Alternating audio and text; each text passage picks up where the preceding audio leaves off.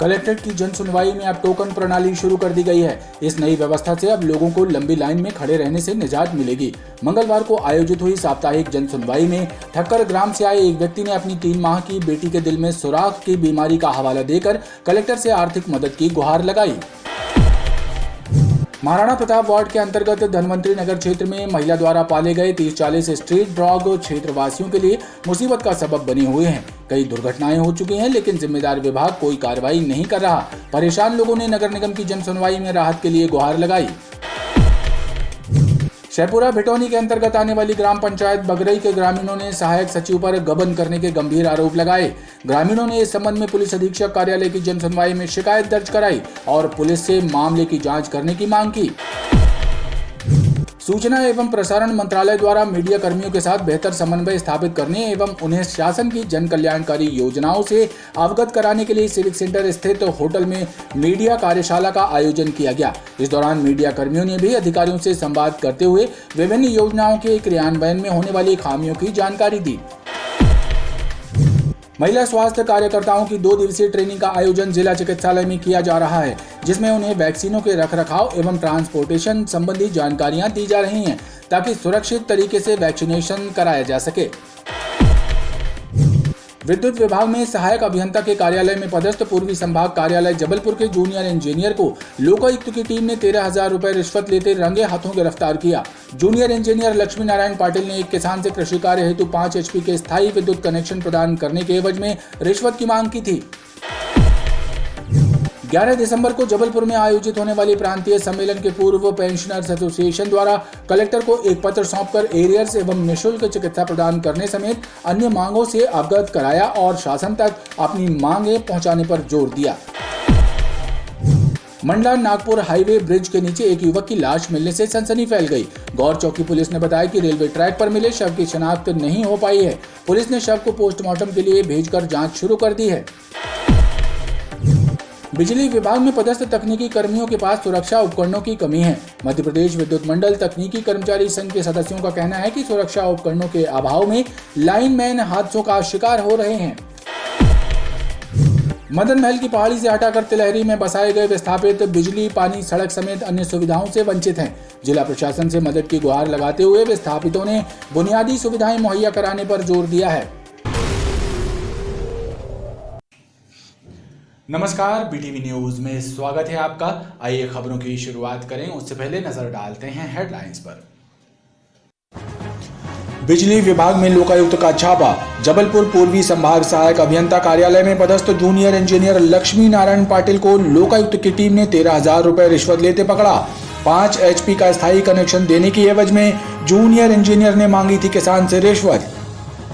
और गौर चौकी अंतर्गत रेलवे ट्रैक पर मिला अज्ञात युवक का शव, मृतक की शिनाख्त में जुटी पुलिस।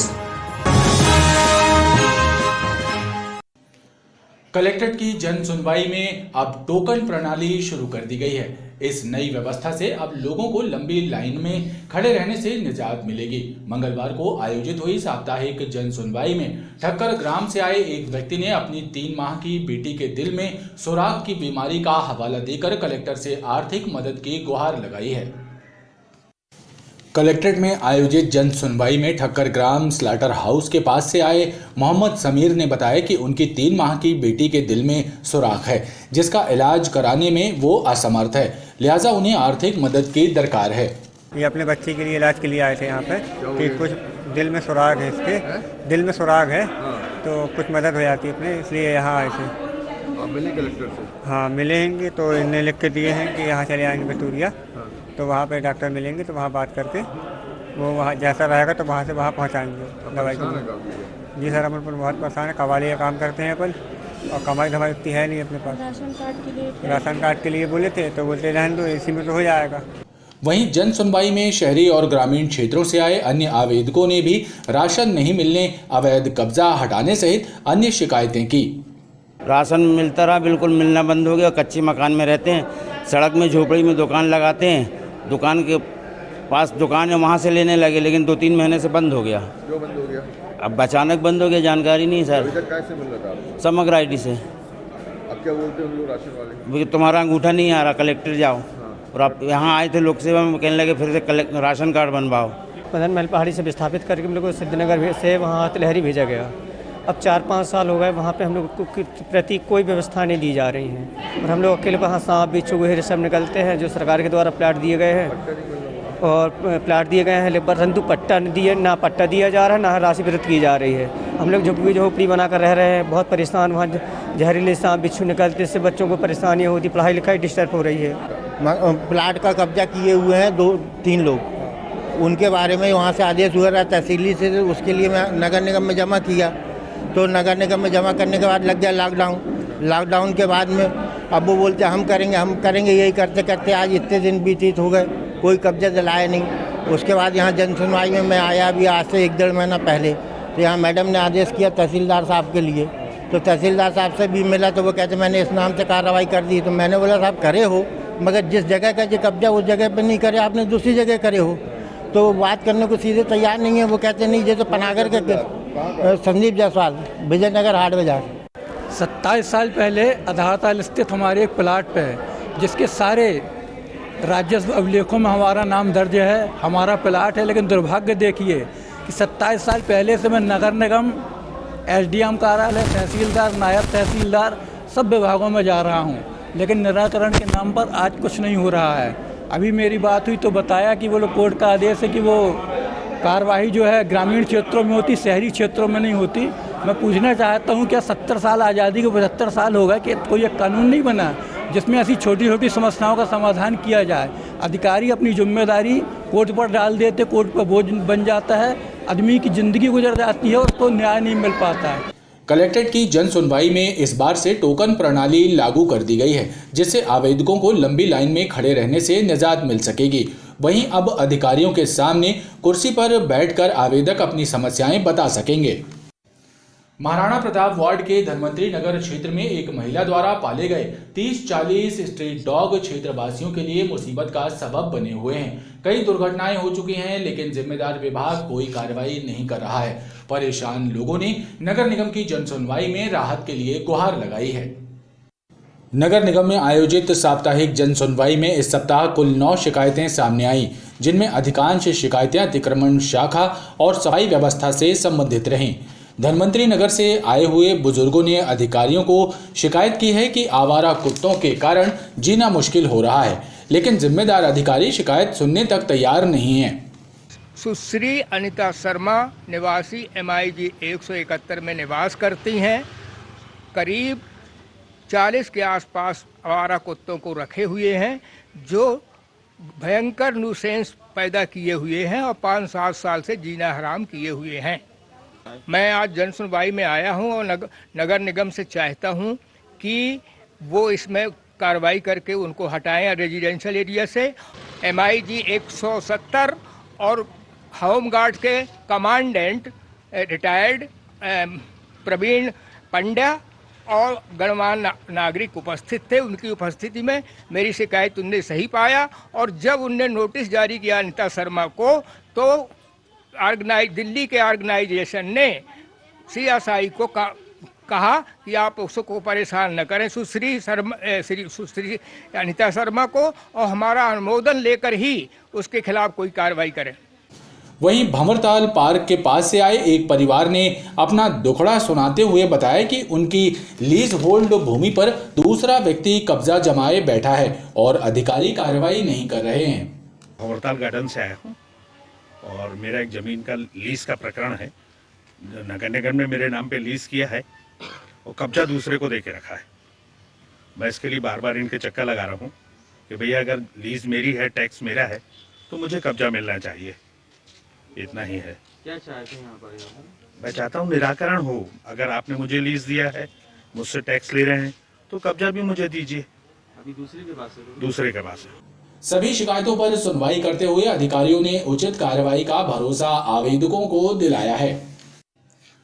शेरपुरा भिटौनी के अंतर्गत आने वाली ग्राम पंचायत बगरई के ग्रामीणों ने सहायक सचिव पर गबन करने के गंभीर आरोप लगाए हैं। ग्रामीणों ने इस संबंध में पुलिस अधीक्षक कार्यालय की जन सुनवाई में शिकायत दर्ज कराई और पुलिस से मामले की जांच करने की मांग की।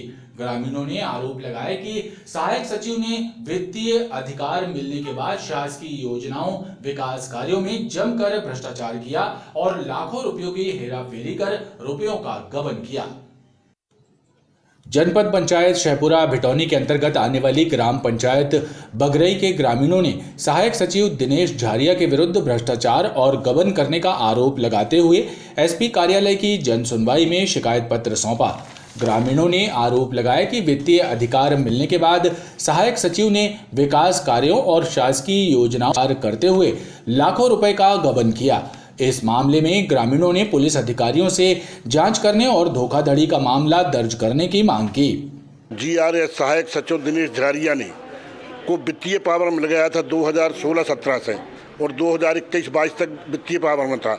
उसने वित्तीय पावर का मौका का फायदा उठाते हुए मानो मनमाने ढंग से फर्जी बिल बाउचर और मास्टर रोल बनाकर लंबी राशि गबन की है। 50 लाख रुपए की राशि का गबन किया है उसने।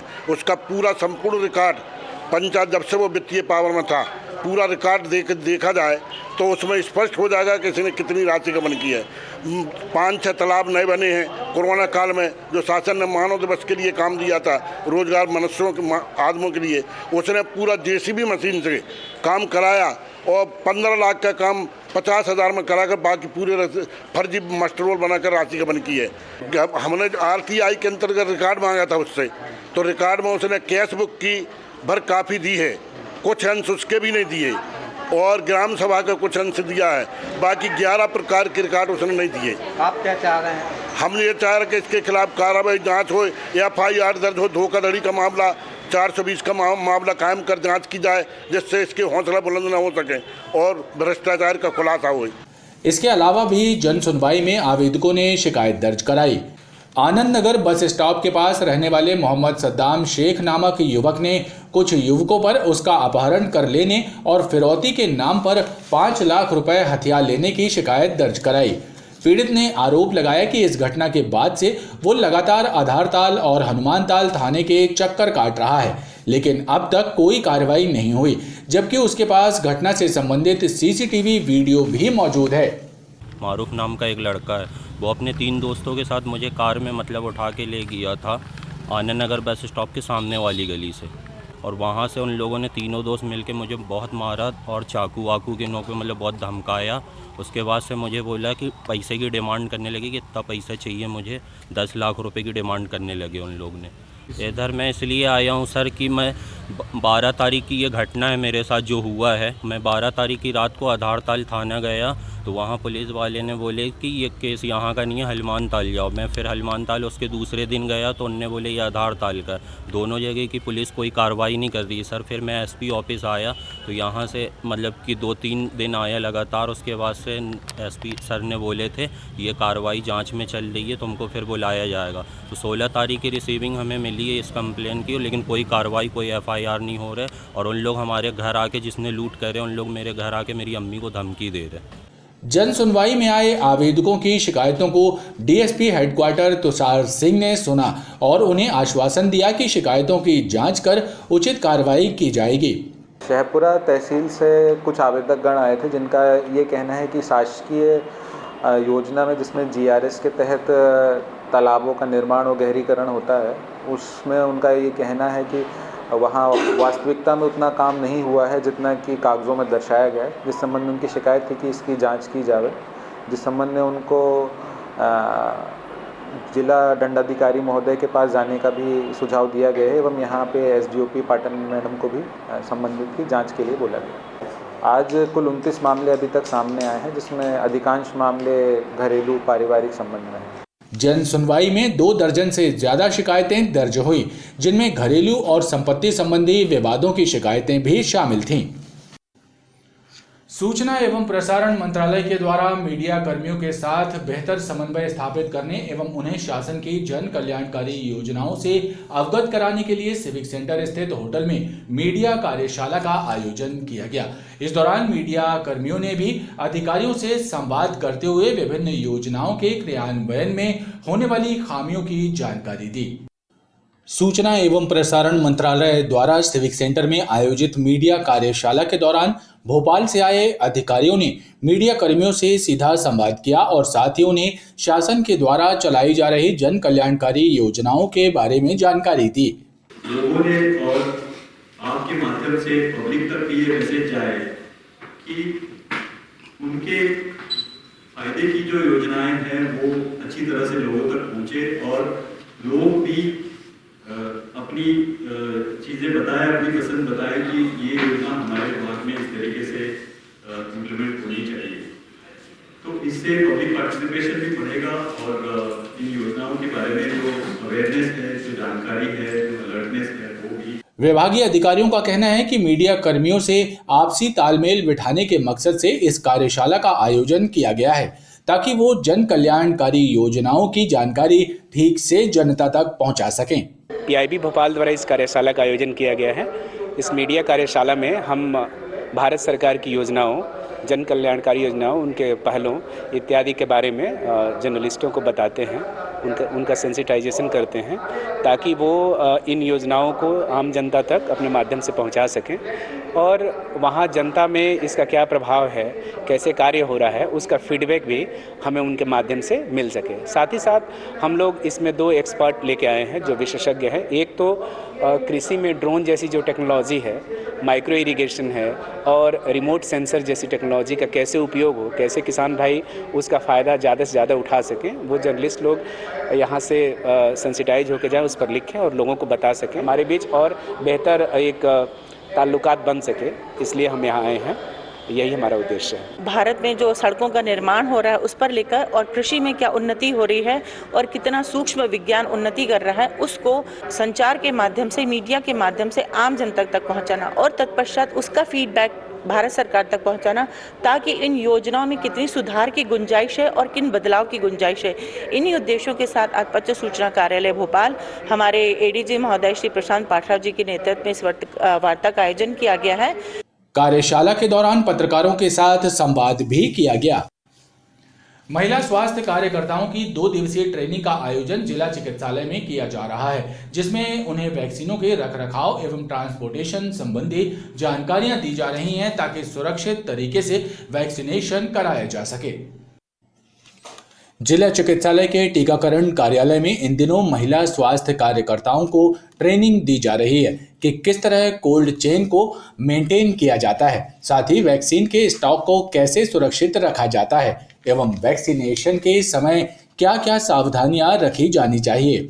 इनको रूटीन इम्यूनाइजेशन की एक ट्रेनिंग प्रोग्राम रखा गया है, किस गुणवत्ता के साथ वैक्सीन रखी जाती है, कैसे ट्रांसपोर्ट होती है, फिर बेनिफिशियरी तक कैसे पहुंचती है, ये सब की ट्रेनिंग दी जा रही है और कैसे लगाना है इनको, कैसे प्लान करना है, ये सब की ट्रेनिंग चल रही है। बीके कासिल हमारा 2 दिन का प्रोग्राम है जिसमें 40 का बैच है सिस्टरों का, उनको पूरी ट्रेनिंग दी जा रही है।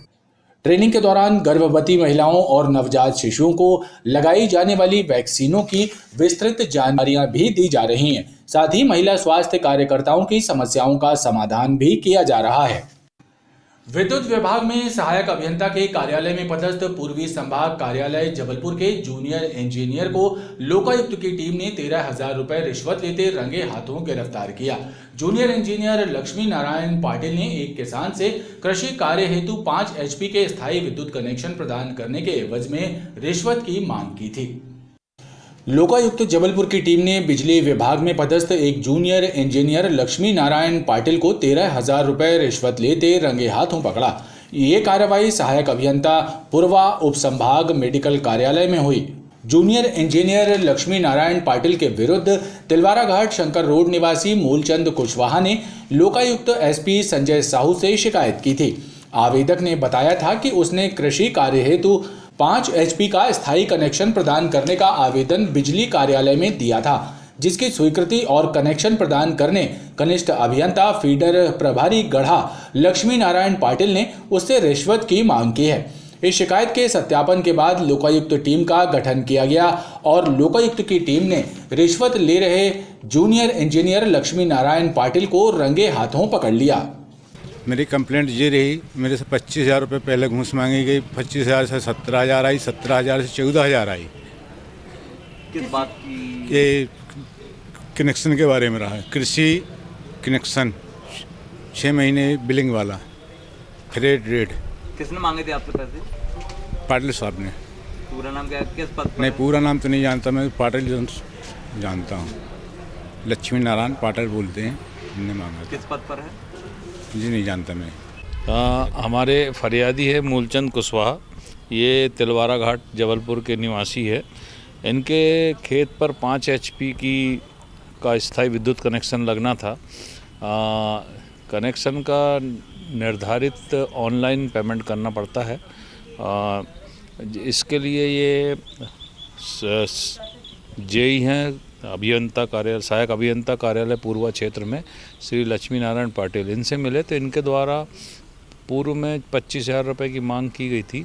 बातचीत में 14,000 रुपये में सौदा तय हुआ था और 14,000 रुपये देते हुए आज हमने उनको पकड़ा है। कार्रवाई जारी है। लोकायुक्त की इस ट्रैप कार्रवाई से कार्यालय में हड़कंप मच गया। लोकायुक्त के अधिकारियों ने मौके पर वैधानिक कार्रवाई करते हुए जूनियर इंजीनियर के विरुद्ध प्रकरण दर्ज कर मामले को विवेचना में लिया है। 11 दिसंबर को जबलपुर में आयोजित होने वाले प्रांतीय सम्मेलन के पूर्व पेंशनर्स एसोसिएशन द्वारा कलेक्टर को एक पत्र सौंपकर एरियर्स एवं निःशुल्क चिकित्सा प्रदान करने समेत अन्य मांगों से अवगत कराया गया और शासन तक अपनी बात पहुंचाने पर जोर दिया। मध्य प्रदेश पेंशनर्स एसोसिएशन के सदस्यों ने कलेक्टर को शासन के नाम पत्र सौंपकर 32 माह के एरियर्स का भुगतान किए जाने समेत अन्य प्रमुख मांगों को पूरा करने की राहत चाहिए। उनका कहना है कि इसके लिए उनके द्वारा कई आंदोलन भी किए जा चुके हैं। हमारी मांगों को लेकर हम लोग आज कलेक्टर साहब से मिले और हमने 32 महीने का और 27 महीने का एरियर्स और केंद्र के समान हमको 38 माह का महंगाई भत्ता हमको मिलना चाहिए। साथ में ही हमारे जो धारा 49 को लेकर के ये सरकार हमारे साथ में खिलवाड़ कर रही है। हम लोगों को आर्थिक शोषण हर महीने हो रहा है, तो ये धारा जो 49 है इसको हमेशा के लिए विलुप्त होना चाहिए। हमारा जो भी 11 दिसंबर को प्रांतीय सम्मेलन होने वाला है वो हमारी रणनीति तय हो जाएगी और फिर इसका आगे जो भी कदम होगा हम आपके सामने बतलाएंगे। पेंशनर्स एसोसिएशन के द्वारा 11 दिसंबर को प्रांतीय सम्मेलन भी बरगी में आयोजित किया जा रहा है। मंडला नागपुर हाईवे ब्रिज के नीचे एक युवक की लाश मिलने से सनसनी फैल गई। गौर चौकी पुलिस ने बताया कि रेलवे ट्रैक पर मिले शव की शिनाख्त नहीं हो पाई है। पुलिस ने शव को पोस्टमार्टम के लिए भेजकर जांच शुरू कर दी है। गौर चौकी क्षेत्र अंतर्गत मंडला नागपुर हाईवे ब्रिज के नीचे रेलवे ट्रैक पर एक अज्ञात व्यक्ति का शव पाया गया। सूचना मिलने के बाद मौके पर पहुंची पुलिस ने शव को पोस्टमार्टम के लिए भेजकर मृतक की शिनाख्ती के प्रयास शुरू कर दिए हैं। पुलिस के अनुसार आसपास के थानों में मृतक की फोटो भेजकर उसकी पहचान सुनिश्चित की जा रही है। वहीं ये हत्या, आत्महत्या या फिर हादसा है, इसका भी पता लगाया जा रहा है। 28/11/2022 को आरपीएफ के गश्ती दल के प्रधान आरक्षक शेष बाबू कुशवाहा के द्वारा रिपोर्ट दर्ज कराई कि जो मंडला नागपुर हाईवे है, मंगाली ब्रिज के नीचे जो रेलवे लाइन निकली है उसी रेलवे ट्रैक पर एक 35 साल का व्यक्ति है जो मृत हालत में रेलवे ट्रैक पे पड़ा हुआ है, जिस पर मर्ग कायम कर जांच में लिया है। बॉडी को अभी मेडिकल कॉलेज में रखवाई गई है और पहचानने की प्रक्रिया कर रहे हैं। समस्त शहर एवं देहात के थानों में भी थाना प्रभारियों को एवं थाने के जो मोबाइल है उससे फोटो वगैरह भेजकर भिजवाई गई हैं कि यदि उनके गुमनाम में यदि मिलान होता है तो बताएं। पुलिस ने बताया कि मृतक के शरीर पर चोट के निशान हैं। हालांकि मौत की वजह पोस्टमार्टम रिपोर्ट के बाद ही पता चल सकेगी। बिजली विभाग में पदस्थ तकनीकी कर्मियों के पास सुरक्षा उपकरणों की कमी है। मध्य प्रदेश विद्युत मंडल तकनीकी कर्मचारी संघ के सदस्यों का कहना है कि सुरक्षा उपकरणों के अभाव में लाइनमैन हादसों का शिकार हो रहे हैं। मध्य प्रदेश विद्युत मंडल तकनीकी कर्मचारी संघ के सदस्यों ने बताया कि लंबे समय से विभागीय अधिकारियों से सुरक्षा उपकरणों की मांग की जा रही है, लेकिन उन्हें पूरे उपकरण उपलब्ध नहीं कराए गए हैं। लिहाजा लाइनमैन दुर्घटनाओं का शिकार हो रहे हैं और इसका खामियाजा उनके परिवारों को भुगतना पड़ रहा है। कंपनी प्रबंधन को ये विचार करना चाहिए, ये सोचना चाहिए कि कम से कम जो लाइन कर्मचारी जिससे हम जोखिम का कार्य कराते हैं, उन कर्मचारियों को कम से कम वो सुरक्षा उपकरण समय समय पर चेक करें, उनके पास किस कर्मचारी के पास सुरक्षा उपकरण हैं या नहीं है। ये उनका दायित्व होता है कि वो कम से कम सुरक्षा उपकरण चेक तो करें। चेक तो कभी करते नहीं है, जिस पर कई बार संगठन के द्वारा ध्यान आकर्षण किया गया है, पत्रों के माध्यम से ध्यान आकर्षण किया गया है कि कंपनी के जो अधिकारी हैं सुरक्षा उपकरण वो चेक करें कि किस कर्मचारी के पास हैं और किस कर्मचारी के पास नहीं है। सुरक्षा उपकरण का हमेशा अभाव रहता है। इस तरीके से लगातार कर्मचारियों के साथ क्या दुर्घटनाएं होती रहती। तकनीकी कर्मचारियों ने सुरक्षा उपकरण प्रदान किए जाने की मांग की है। मदन महल की पहाड़ी से हटाकर तिलहरी में बसाए गए विस्थापित बिजली, पानी, सड़क समेत अन्य सुविधाओं से वंचित हैं। जिला प्रशासन से मदद की गुहार लगाते हुए विस्थापितों ने बुनियादी सुविधाएं मुहैया कराने पर जोर दिया है। मदन महल की पहाड़ियों से हटाए गए विस्थापितों को तिलहरी में बसाया गया है, लेकिन लंबा अरसा गुजरने के बाद भी वहां बुनियादी सुविधाओं का अभाव है। आलम यह है कि बस्तीवासी नारकीय जीवन जीने को मजबूर हैं। बस्ती में बिजली, सड़क, पानी की सुविधाएं मौजूद नहीं हैं। क्षेत्रीय जनता का कहना है कि काफी वक्त बीत जाने के बाद भी प्रशासन उनकी सुध नहीं ले रहा है, जिसकी वजह से उन्हें बेहद परेशानी हो रही है। 4 साल हो गए हैं समथिंग हम लोग यहाँ रह रहे हैं, सारी परेशानी झेल रहे हैं, लेकिन हमारे पास ये सुविधाएं उपलब्ध नहीं कराई जा रही। सरकार ने जो हमसे प्रॉमिस किए गए थे, जो वादे किए गए थे, वो यहाँ पूरे नहीं हो रहे हैं। यहाँ पे 1,500 से 2,000 लोग रहते हैं। रात में बिजली कभी कभी कट जाती है और जो मीठा पानी आना चाहिए वो बोर का पानी पी रहे हैं हम लोग, जिसका TGS 600 के ऊपर है, जिससे बीमार हो रहे हैं, सर्दी जुकाम हो रही है, हम लोगों को परेशानी हो रही है। यहाँ पे गंदगी देखिए, नाली का देखिए आप, नाली रोड में पानी ऐसे ही बह रहा है, जिससे गंदगी हो रही है, मच्छर हो रही है, डेंगू मलेरिया सारी चीज़ें फैल रही हैं, जिससे हम लोग तंग हो गए हैं। और गवर्नमेंट के पास हम CM हेल्पलाइन में भी कॉल किए हैं, लेकिन कोई सुनवाई नहीं है हमारी। कीचड़ बहता है, कोई अपने घर में निस्तार बनाए है सर, तो वो बहता है, वो गंदगी करता है, बहुत ज्यादा बदबू आती है। लेटरिन भी बनी तो उसमें भी बहुत ज्यादा गंदगी। सर लोग आते हैं, बोलते अभी आए थे 15 दिन हुए, अभी काम चालू हो जाएगा 2-4 दिन में, कुछ नहीं होता। आज तक आ ही नहीं रहे हो, पार्षद बन गए, क्या करना।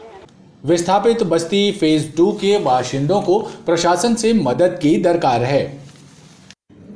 खबरों का ये क्रम लगातार जारी है। आप देखते रहिए BTV न्यूज।